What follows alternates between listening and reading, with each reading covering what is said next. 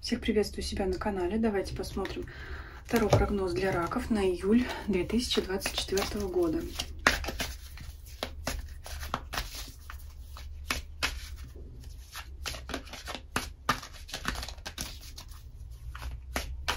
Что ожидает раков в июле 2024 года?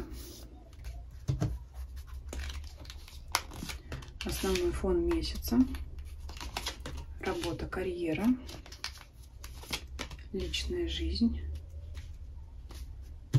Здесь позиция у нас вообще финансы, имущество, но я задумалась, назвала ее личной жизнью, ну, значит, так тому и быть. Это будет личная жизнь, финансы, имущество. Важные события, которые будут происходить в загадный период, либо люди, которые существенно могут повлиять на вашу жизнь.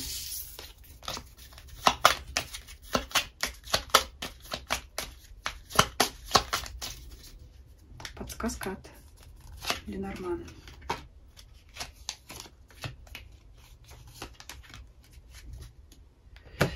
Основной фон месяца повешенный. Но либо ситуация не развивается в конкретной сфере, да, в какой-то конкретной сфере не движется, не продвигается. Либо карта повешенная, это еще ощущение себя, ну, жертвой обстоятельств. Но здесь может проиграться, знаете, одно другому не мешает, когда вы хотите продвинуть ситуацию, а от вас ничего не зависит. И вы ощущаете как бы здесь, ну, неспособность посодействовать вот этому, да, развитию, продвижению.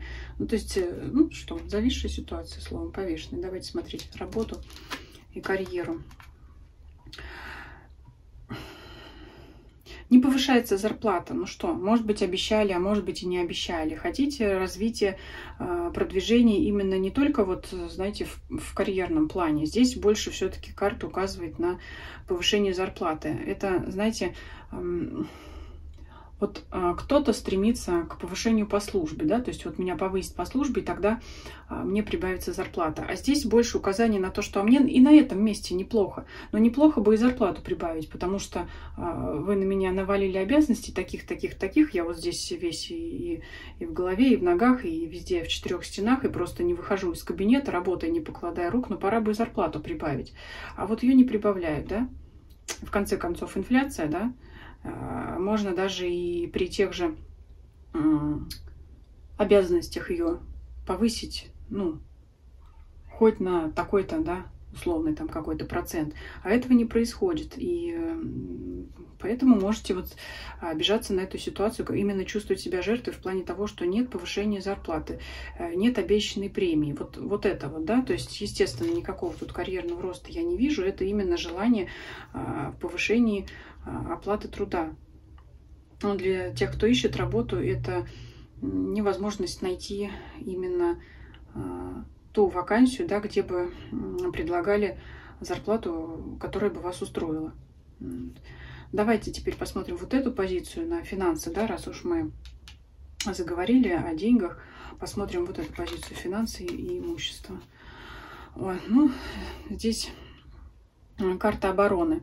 Условно говоря, да, вот с одной стороны, вам здесь вот по работе, по оплате труда денег не хватает, хочется больше, а с другой стороны, почему-то все равно находятся те люди, которые у вас хотят занять, что ли, денег, вот, да, потому что все к вам, а вы нет, сегодня у меня с собой нет налички, тут я сам должен, да, поэтому как-то вот многие будут пытаться как-то у вас попросить в долг, одолжить, помочь, но вы вот как-то обороняетесь, то есть мне и самому мало такая позиция. Может быть, раньше давали в долг, сейчас уже как-то не хочется. И приходится выдумывать какие-то оговорки, действительные или какие-то мнимые, да, чтобы оправдать себя и чтобы вот отстраниться. То есть здесь как-то, ну, либо действительно по факту кто-то придет у вас занимать денег, либо вы просто не хотите больше раздавать денег, да, ну, кому бы то ни было. Может быть, например, урезать карманные расходы ребенку, потому что он тратит их там,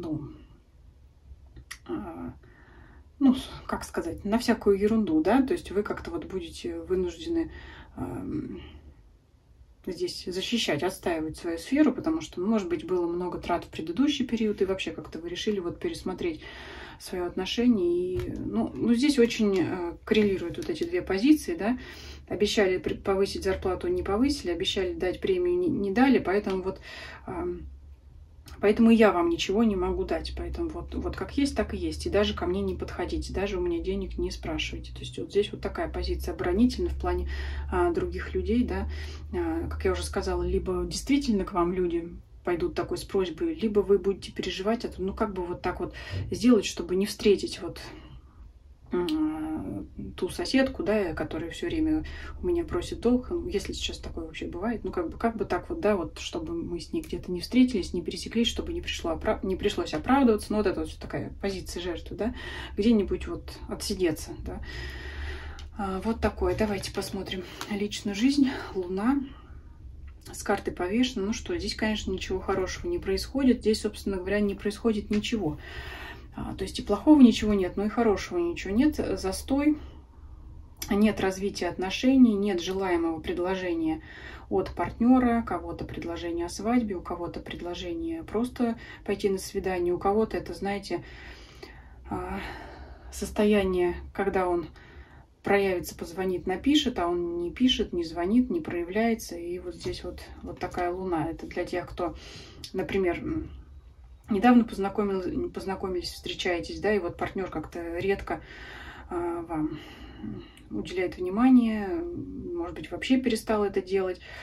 Для тех, кто партнера ищет, это состояние, что нет подходящего человека рядом с вами, с кем бы можно было строить эту самую личную жизнь. Для тех, кто в паре, это опять состояние, когда ничего не происходит. Скорее всего, больше вероятности того, что каждый из вас занят своими делами, может быть, работой, опять же, работой, карьерой, бизнесом, либо своими личными делами. Но здесь,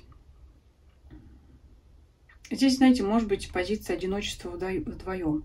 Потому что вот они вроде рядом, здесь изображены животные, волк и собака, но каждый там воет по-своему. И вроде и вместе, а вроде и... такое вот, знаете, все.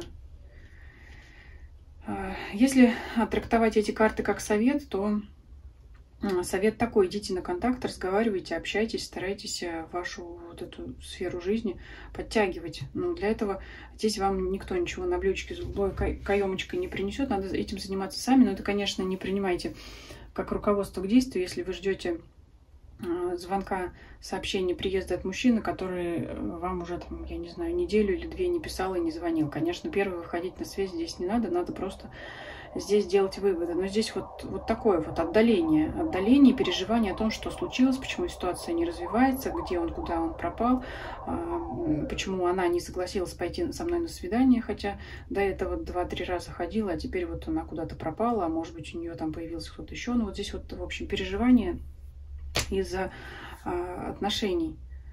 Да, именно почему они не развиваются, почему они остановились, да, будет ли вообще продолжение, стоит ли это все развивать. Вот такие вот мысли, события рядом с вами. Вот я сказала, да, 5 пентаклей — это карта бедности. Рядом с вами кто-то будет нуждаться в деньгах. Я уже здесь вижу ситуацию, вы не захотите давать в долг, или вы вынуждены отказать в помощи, потому что сейчас финансы нужны самому или самой. То есть здесь рядом с вами люди, это может быть несколько человек, которые нуждаются в вашей материальной поддержке. Вы вынуждены вот временно им отказать или, скажем так, урезать эту вашу помощь. Потому что, сейчас вы просто, кто-то не хочет, а кто-то просто не может помочь. Кто-то действительно считает себя жертвой в плане таком, что я всегда даю, я всегда помогаю. И, в общем, скажем так, встать в позу, да, повешенной вниз головой, это тоже, собственно говоря, можно сказать, поза, да. Все, у меня лапки, я в домике, вот сейчас я не могу. Извините, простите, но обратитесь к кому-то другому, да, вот, или подождите. То есть, смотря кто эти люди, да, там близкие родственники, там, которым вы, просто не в силах сейчас, да, там что-то купить, дети просят что-то купить, какую-то игрушку, она стоит каких-то баснословных денег, то есть нет, не можем себе это позволить, или попозже, да, потому что вот купить эту самую вещь я хотела, да, там с премией, которую мне в итоге не дали. такая ситуация здесь. Примерно, я же примеры привожу, да, каждый свое, смотрите. А если это человек, который не очень вас волнует, беспокоит, но которому вы периодически помогали, то это как вот, знаете, все, надоело. Все, нет, да, отказ. Давайте посмотрим подсказку Ленорман.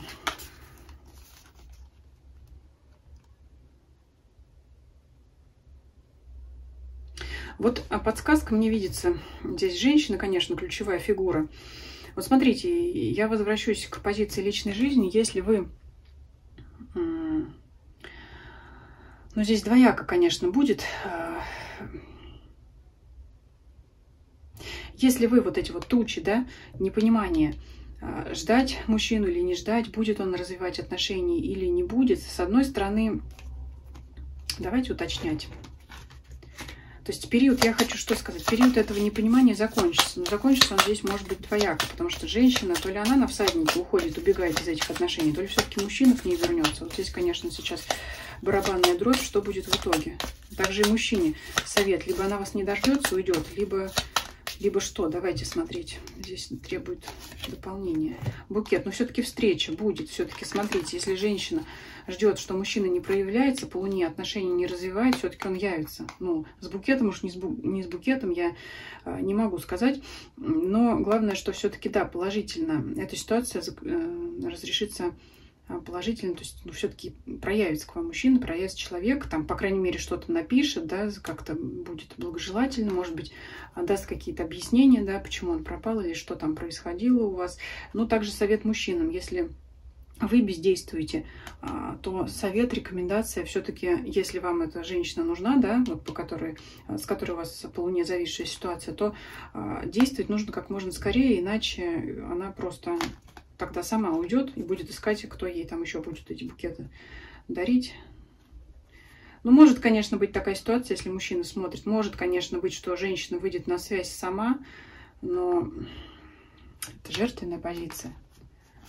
Смотрите, вот так оставим.